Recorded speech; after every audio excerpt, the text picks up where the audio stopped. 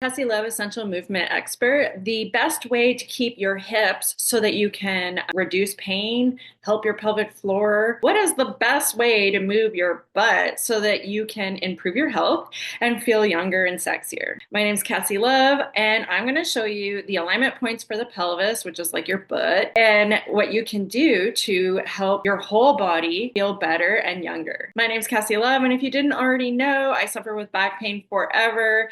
And then I read all these books on the body and science and biomechanics, and I did a bunch of trainings.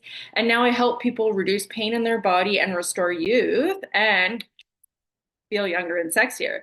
So if you do have a body ailment, if you have knee pain, foot pain, pelvic floor disorder, I invite you to check out my website. I've got prescriptive exercises, but in general, today I'm going to show you the pelvis and what we can do for the hips and our butt. So when I say pelvis, I mean this area. So the entire 360 degrees. And how we can keep it young and healthy. Okay, so the injury pattern movement that often people have is that their pelvis, so if you think of it like a bowl of soup, that the pelvis might be tipped.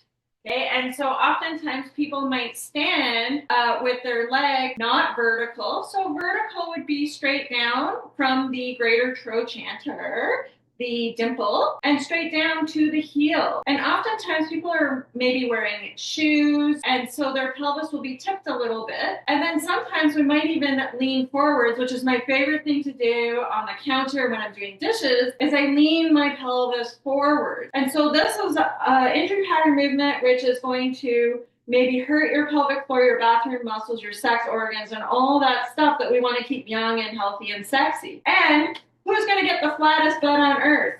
People who walk and never get their legs behind their pelvis, as well as people who maybe lead with their pelvis.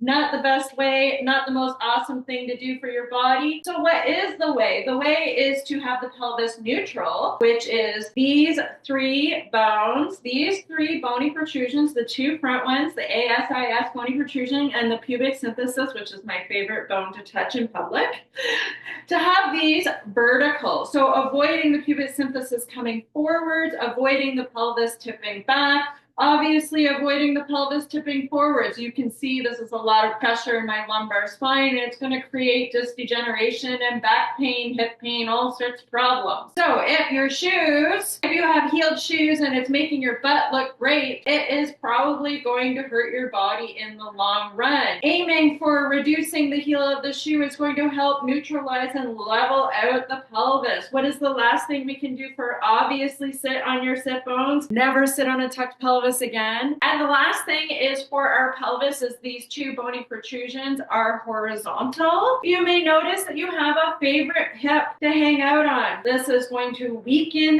the hips. This is not helpful for the pelvic floor or our body. To review, having a neutral pelvis means that the legs are vertical and that the legs are not in a kind of angle. Heeled shoes will change the pelvis, the pelvis will tip. And then the last one is when we're walking, get your leg behind you. Avoid the pelvis leading the way. Don't hip hang out. And sit on your sit bones. Figure out where your sit bones are. Kathy Love.